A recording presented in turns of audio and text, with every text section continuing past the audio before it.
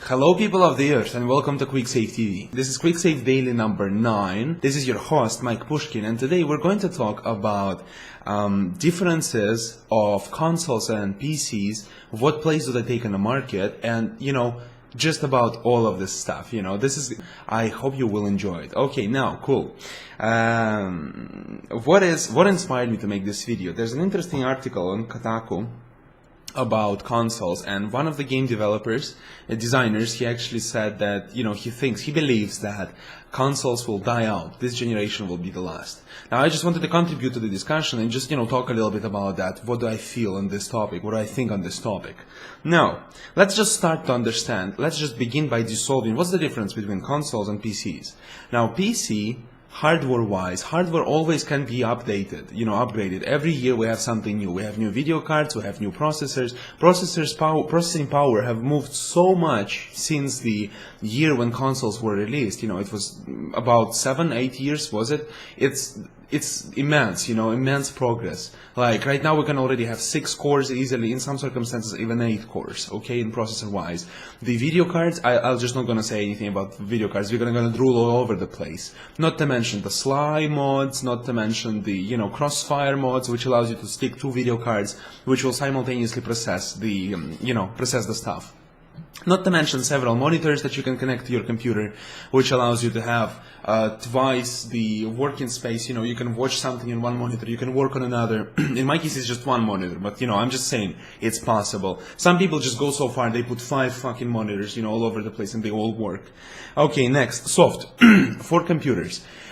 We always have small developers, much more small developers, indie developers for computers, okay? It's just simple as that. They don't need any specific equipment.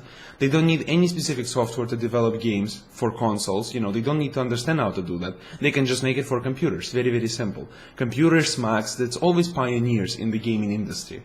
It's not an exception. And the application, of course, the computer can be used almost everywhere. They use it to forecast weather, they use it to monitor businesses, they use it to study the marketing, they use it to study everything.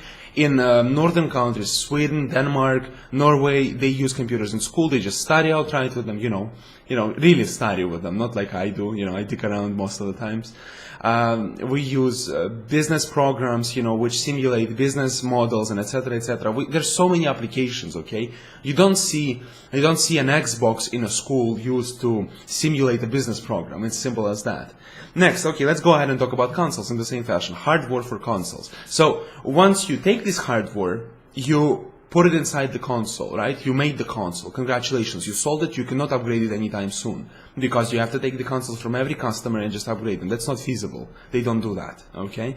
Next, sometimes they add some additional stuff, some storage space, some this, some that, but it usually is inferior to computer, just as simple as that. Next, the software. Not only majority of the advanced software is not available to consoles, as I said, you know what I'm saying?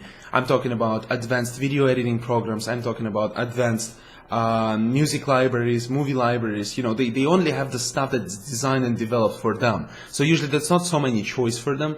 And I think on Xbox you're actually forced to use Internet Explorer, if I'm not mistaken. So you don't have a freedom. On a computer you can select Firefox, Chrome, Opera, you can select Internet Explorer, you can select all of them, whatever you want, they can all work for your computer. And the application, of course, console is, what it is. It's a console. You buy. It's like an upgrade to your TV set. And depending on the country you are, if you're in the United States, majority of the households have house set. Thus, it becomes a logical upgrade for your TV to have something to play games on. Very cheap upgrade. Whereas in some others, and in my current circumstance, I'm living, I'm living myself now, right? But the thing is, I don't have a TV set. Okay, so for me, console is not such a good investment. You know what I'm saying? Like, it's just, I would have to buy a TV set as well to really enjoy it. I have my monitor, but why the fuck would I buy a console for my monitor when I have a PC that is several times stronger than a console? Anyway, I move away from this. So, since we talk about these things, games and software, games and software, I actually talked a little bit about it. Let's just go ahead and comprise it to talk about more interesting things, What is the practicality of the console, you could say? when you play on computer, you have to sit in front of a goddamn computer, unless you're really creative and you manage to set up your space comfortably enough in order to lie on a bed or sit on a comfortable chair to play the computer, which is usually not the case. In order to play properly, for example, competitive games on computer, you have to sit straight, like myself, you know, not like myself, like a proper person. You have to sit straight on your chair, you have to, you know, hold your hands properly, you have to be careful so you don't hurt yourself, your wrists and etc. You have to be really careful, you know. Whereas on console, if you want to play competitively, sit on a goddamn chair or a couch and you're good, you're set up, right? Bring yourself some Mountain Dew, you're good. You're set for several hours of competitive gaming, okay? Simple, you know. Next. That's about big consoles, but we shouldn't forget that there is also consoles that I can justify having small ones. You know, we're talking about portable devices. We're talking about Nintendo DS, Nintendo 3DS, PSP, PSP Vita. I personally myself, here I have, don't laugh at me, I have a pink Nintendo DS Lite. Why is it pink? Well, why the fuck's not? I actually bought it. It was a used one. I bought it for 50 euros or $63 if you want. That's why it's pink. You know, I didn't have much choice in the subject. So how would I justify having this console? As you can see, it's very small, right? It fits in my hands, in front of my eyes. You know, I have these stupid buttons right there. You know, I have some more stupid buttons right here. Very easy to play different games on it. A lot of games available. If only they wouldn't be overpriced. So I'm actually forced to look for discounts, you know. Like, for example, when a gaming company, when Nintendo forces me to pay 60 euros to play Tetris on Nintendo DS, that's retarded, okay? Nobody wants to pay 60 euros for Tetris. Especially considering that the only worthy game mode in the Tetris DS is actual classical Tetris. Everything else is like a wasted pile of shit. Whereas when I go for a computer store, you know, or browse games on Amazon or even on Steam, you know, I see these great games and I'm willing to spend my money on them, you know, that's a big difference. I am willing to I am willing to spend 60 euros on Diablo 3. I am not willing to spend 60 euros on Nintendo DS game, you know, such as Tetris DS. And that brings me to another topic. Generally, computer games are always cheaper than console games. Why is that? I don't really understand what's the logic behind it. But the thing is, if you go to Amazon, if you go to store, always a PC game is cheaper than a console game. Why? I don't know. Fuck logic, right? So, for example, you buy PC game for let's say fresh releases. What was interesting, freshly released? Oh, Call of Duty Modern Warfare 3. You could buy original for PC for say £33. That's about 40 euros. But at the same time, you could buy the console version only for about at least 45, and it would go up, you know, from that. So we have a £10 difference, which is about 12 euros difference, which is about $15 difference. It's huge, okay? On every game, that's a lot of difference. For 12 goddamn euros, I can go eat fast food several times. Or I can actually go buy myself some proper food and eat for half a month. You know? It's very simple to understand. I mean, it's very important. Although you could say, you know, PCs are more expensive than consoles. In a way, yes, you are correct. But at the same time, I went back to Russia for some months back. And, actually, it was a while back. Time passing really quickly. I have assembled several computers for my family, you know, at home. We bought 2 computers. One for mother, one for sister. You know, they were cheap. Okay? Computers were always cheap to me, you know, we just would assemble them from stuff that works, and works good, you know, not the perfect top of the line stuff, not the Alienware shit, but, you know, something that would properly work for some years, you know. We're talking about really strong computers that run easily games such as Mass Effect, Skyrim, you know, but not on highest settings. Simple, right?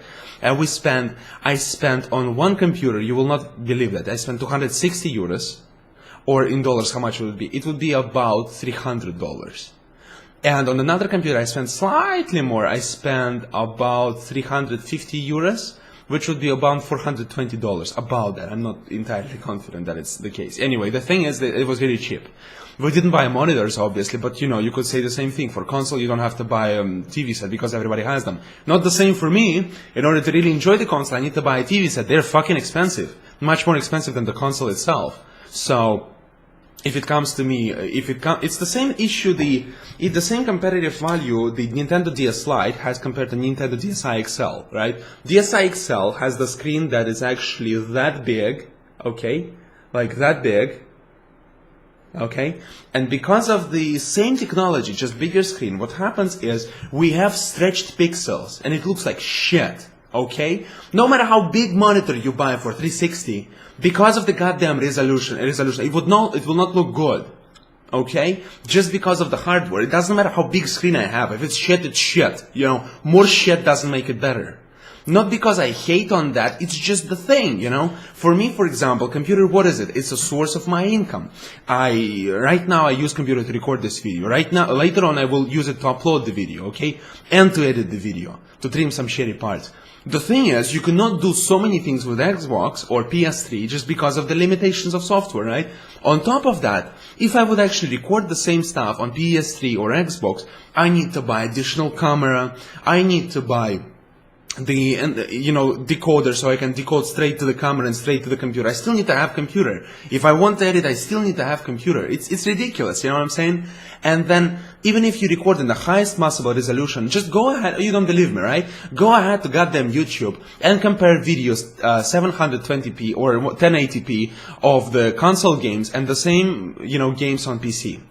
High quality recording, okay? I can testify to that. PC will win 100% of the time. As long as the settings were, even the same settings, it will win.